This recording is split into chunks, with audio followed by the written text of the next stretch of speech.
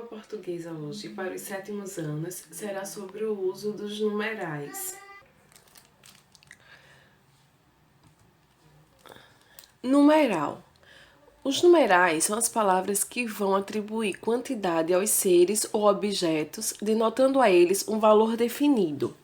Pode ser também uma função classificadora ou atribuir noção de sequência. Ou seja, os numerais eles vão indicar quantidades a objeto ou às coisas. Os numerais eles são classificados em 4.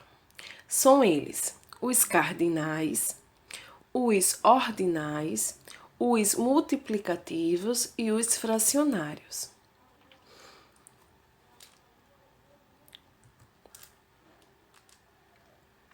Os numerais cardinais, eles vão indicar a quantidade exata de seres. Por exemplo, faltaram 2 alunos. Nessa oração, faltaram 2 alunos, o numeral é 2. Ele está indicando a quantidade exata de quantos alunos faltaram.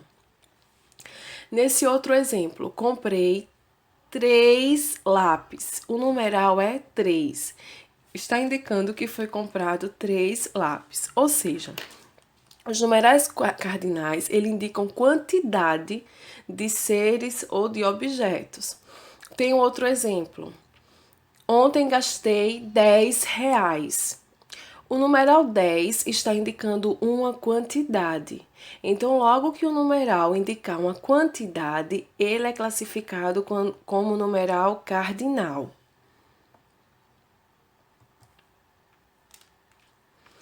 O numeral ordinal é aquele numeral que indica uma noção de sequência ou posição que algo ou alguém ocupa.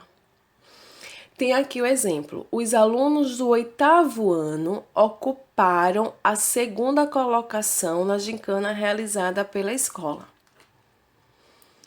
Existe aqui o numeral, 2 numerais, 8º e 2ª. O numeral segunda, ele está indicando a posição de que os alunos foram colocados. Então, esse numeral aqui, segunda, é um numeral ordinal, porque indica a ordem, indica a colocação. Nesse outro exemplo, a garota é a primeira da fila. O numeral aqui, ó, primeira, está indicando a colocação, a ordem que a garota está sentada. Então, ela está sentada na primeira fila. Os numerais ordinais vão ser aqueles numerais que vão indicar uma posição ou o lugar que alguém ocupa. São eles: primeiro, segundo, terceiro, quarto, quinto, sexto, sétimo, 8º, 9º, 10º, 11º e assim sucessivamente. Indicou uma sequência ou posição, ele é classificado como numeral ordinal. Os numerais fracionários são aqueles numerais que vão indicar a fração de quantidade de seres ou objetos. Os mais comuns são eles: meio, terço, quarto, quinto, sexto, sétimo, 8º, 9º, 10º.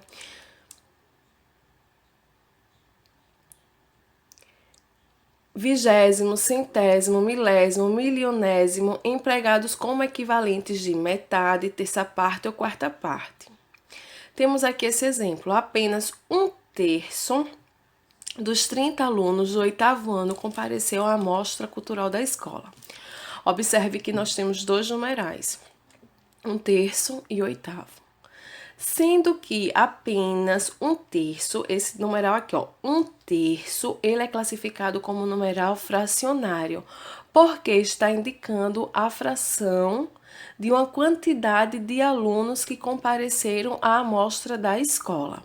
8º é um numeral? Sim, mas 8º ele não indica uma fração, ele está indicando o quê? Uma série, uma posição. Então, esse 8º aqui, ele é classificado como ordinal. Então, os numerais fracionários são aqueles numerais que dão ideia de fração. Se eu disser assim, comi a metade da pizza, tá dando ideia de quê? De fração, que foi a metade. Então, logo, é um numeral fracionário.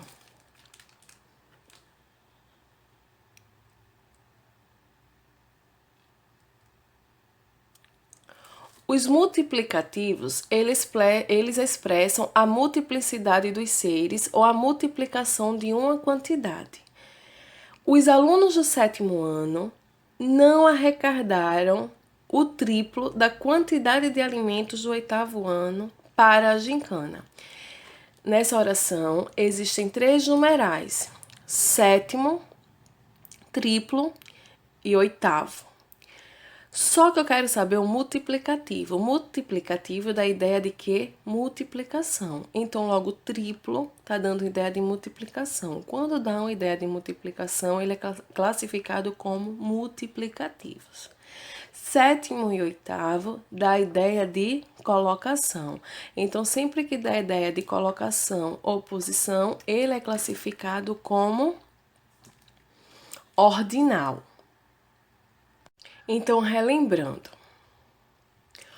os numerais são palavras que dão ideia de quantidade aos seres ou objetos. Os numerais, eles são classificados em cardinais, quando dão ideia de quantidade, ordinais, quando ele dá ideia de posição, multiplicativos, quando ele dá a ideia de multiplicação, e fracionário, quando ele dá a ideia de fração. Os numerais cardinais, como ele dá a quantidade exata de seres, temos em números, como por exemplo, 1, 2, 3, 4, 10, 20, 30, 100. Os ordinais, ele dá a ideia de sequência ou posição. São eles: primeiro, segundo, terceiro, quarto, quinto, sexto, 7º, 8º, 10º, 30º. Então, quando der uma ideia de sequência ou posição, ele é classificado como ordinal. Os fracionários são aqueles que dão ideia de fração: 1/3, 1/8, 1/10, 1/20, 1/100, 1/1000, metade, meio, 1/5, 1/4. Então, sempre irá dar ideia de fração. Os multiplicativos, eles vão dar a ideia de quê? De multiplicidade, de multiplicação de uma quantidade. Por exemplo, dobro, triplo, quadruplo, quintuplo, sextuplo e assim sucessivamente. Vamos ver aqui esses exemplos. Os 4 últimos ingressos foram vendidos há pouco, que é um numeral. 4. Os 4 últimos ingressos foram vendidos há pouco, o numeral 4 está dando ideia de quantidade. Sempre que o numeral der uma ideia de quantidade, ele é classificado como numeral cardinal. Então, logo nesse primeiro exemplo, a oração é classificada como numeral cardinal, porque o numeral 4 ele está dando ideia de quantidade. E sempre que o numeral der ideia de quantidade, ele é classificado como cardinal. Nesse segundo exemplo, eu quero café duplo. E você? A palavra duplo está dando ideia de quê? Multiplicação.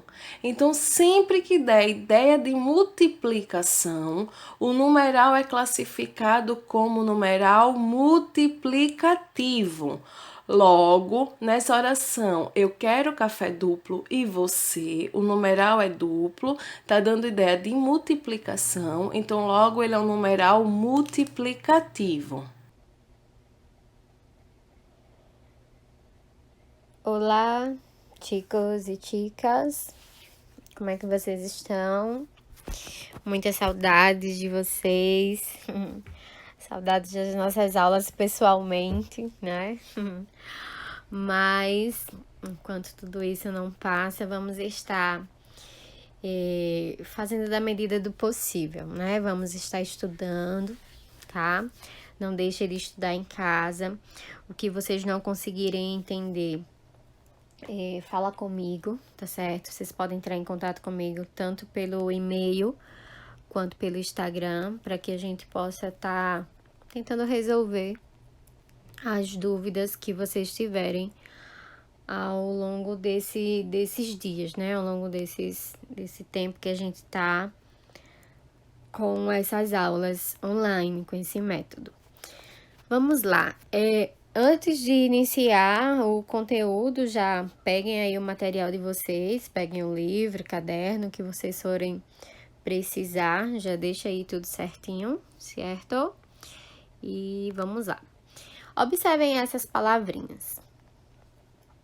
Tener, haber, estar, aprender, trabalhar, poder, ser, descer, gostar, pensar, saber, beber, ver, ensinar, criar, hablar, seguir, ligar, poner, empezar a ser, sentir, estudar, entender.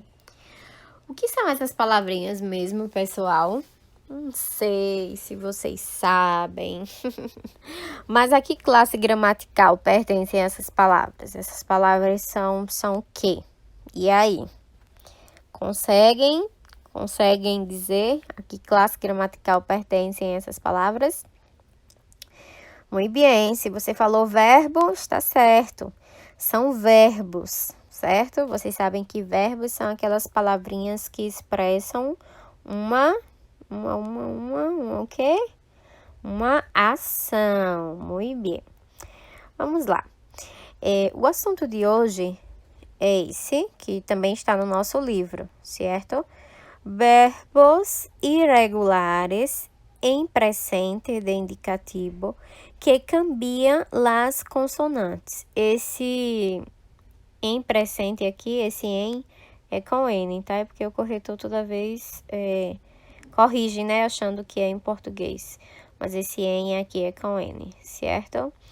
Então, verbos irregulares em presente de indicativo que cambiam as consonantes. Primeiro, o que é cambiam mesmo? Cambiam vem do verbo cambiar. E o que é cambiar? Trocar, mudar. Então, verbos irregulares no presente do indicativo que trocam, que mudam as consoantes. Vamos lá. Primeiro, para a gente poder entender esses verbos irregulares que mudam as consoantes, a gente já precisa ter um conhecimento sobre o que são verbos irregulares, né? Que eu sei que vocês sabem que a gente já estudou isso. Mas, para relembrar, vamos ver aqui o que são verbos irregulares. Os verbos irregulares, no espanhol, são aqueles que possuem irregularidades nas suas conjugações, ou seja, nas suas formações ocorrem alterações no seu radical ou nas terminações. Ou seja, verbos irregulares são aqueles verbos que eles mudam, que eles trocam, que eles acontecem neles uma alteração, uma modificação no radical do verbo ou na terminação do verbo. O que é o radical do verbo? O início do verbo, a raiz do verbo. Quando a gente tira aquela partezinha, a terminação ar, ir, o que fica é o radical do verbo. Então, esses verbos irregulares, às vezes, ele tem um conjunto, um grupo de verbos que fazem parte da mesma alteração, certo? Da mesma irregularidade. E, às vezes, tem um outro grupo que não faz parte daquela, mas faz parte de outra. E também nós temos verbos em espanhol que tem irregularidades próprias, que só ele tem aquela irregularidade, só ele tem aquele modo de ser conjugado. Vamos lá. Aí na página 39 do livro de vocês, a gente vai ver diretamente o assunto, né? Verbos irregulares em presente de indicativo que cambiam as consonantes. Nesse verbo aí, nesses verbos, ele nos dá um grupo de verbos que pertencem à mesma irregularidade. E que irregularidade é essa? Nesse caso, a gente vai ter a irregularidade apenas na primeira pessoa do singular, que é o Joe, tá? Esses verbos aí, a alteração que eles sofrem é o go. A gente vai trocar a consoante, né? O ne, a consoante N, no caso aí. O balé, o lê, consoante L, na formação. E o verbo salir, vamos trocar o li, né? Isso é apenas na primeira pessoa do singular, que é o Joe, tá? Então, o verbo poner, eu vou dizer yo pongo, tu pones, ele pone, nosotros ponemos, vosotros poneis, ellos ponem. O verbo valer, yo valgo, tu vales, ele vale, nosotros valemos, vosotros valeis e ellos valem. O verbo salir, yo salgo, tu sales, él sale, nosotros salimos, vosotros salís e ellos salen. Vamos para um outro grupo de verbo que nesse caso eles mudam o C, eles cambiam o C por ZC. Apenas também na primeira pessoa do singular, que é o Joe. O Joe significa eu. Muito bem. Então, vamos lá, o verbo conduzir. Eu vou trocar o C pelo ZC, certo? Então, yo conduzco, tu conduces, ele conduce, nosotros conducimos, vosotros conducis e ellos conduzem. Lembrando que o verbo conduzir significa em português dirigir, certo? Vamos lá. O verbo nascer, eu vou trocar o C pelo ZC. Em espanhol a gente diz zeta, né? A letra Z, ela é chamada de la zeta.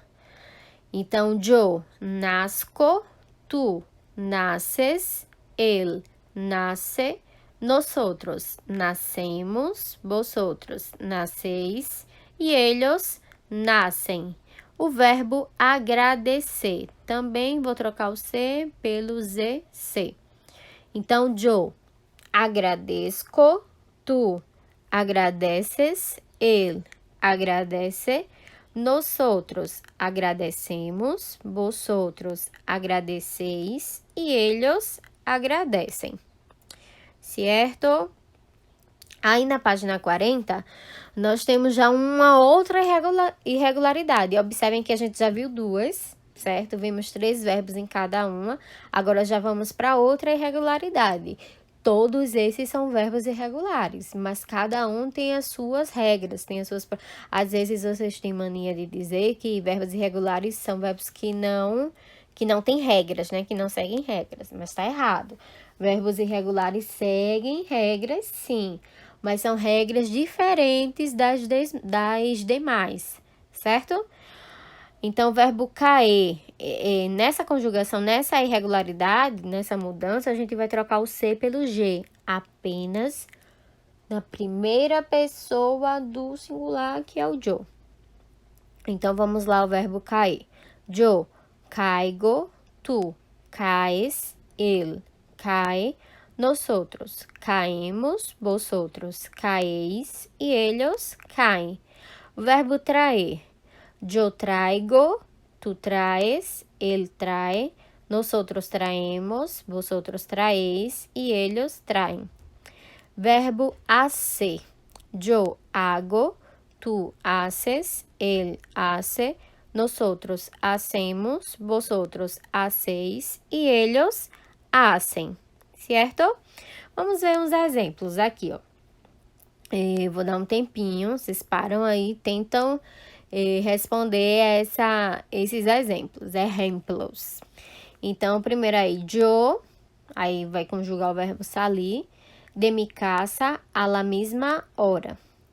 Segundo, el carteiro, aí vai conjugar o verbo traer, la correspondencia a mi casa. Terceiro, los perros de mi hermano, aí vai conjugar o verbo hacer, mucho ruido.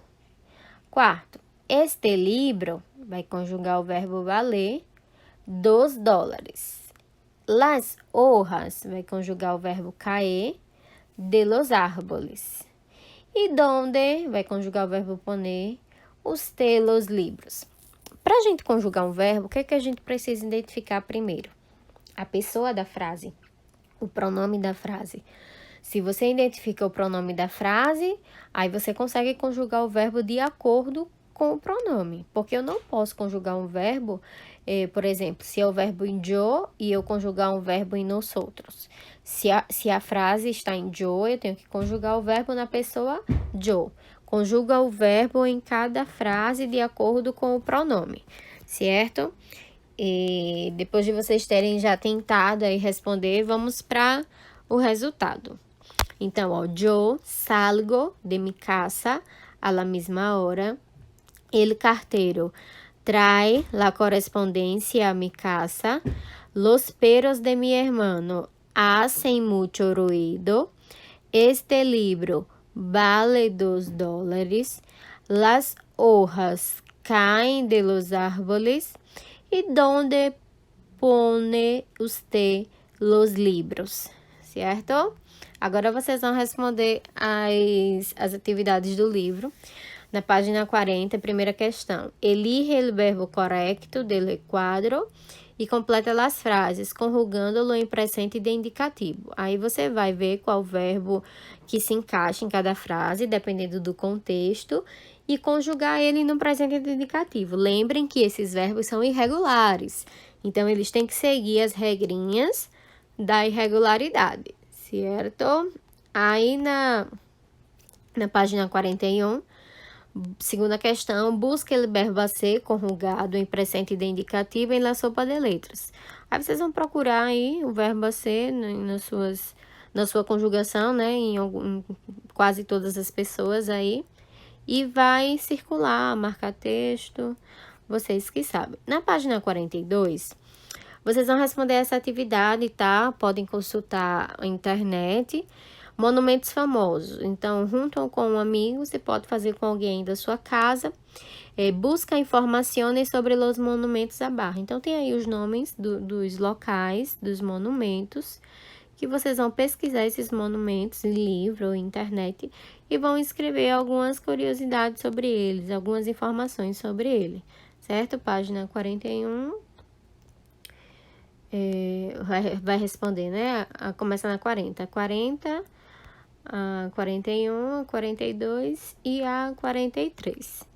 Certo? A 44 também tem os monumentos. Monumentos são 3 páginas. Aí na 44. 45. Qual desses monumentos te despierta maior interesse a conhecer? Então, você vai analisar desses monumentos qual lhe chamou mais atenção, qual lhe atraiu mais e o porquê. Qual você teria o desejo, o interesse de visitar e o porquê. O que foi que lhe atraiu, o que foi que chamou a sua atenção nesse monumento. Então, é isso, chicos e chicas. Façam anotações sobre a aula, certo? Repassem a videoaula caso necessário, caso não tenham entendido. Também podem falar comigo, como eu já falei, para tirar as dúvidas. Vão lá no site da escola, vejam o que é que tem para vocês fazerem. E é isso, tá bom? Besitos, hasta luego, até a próxima aula.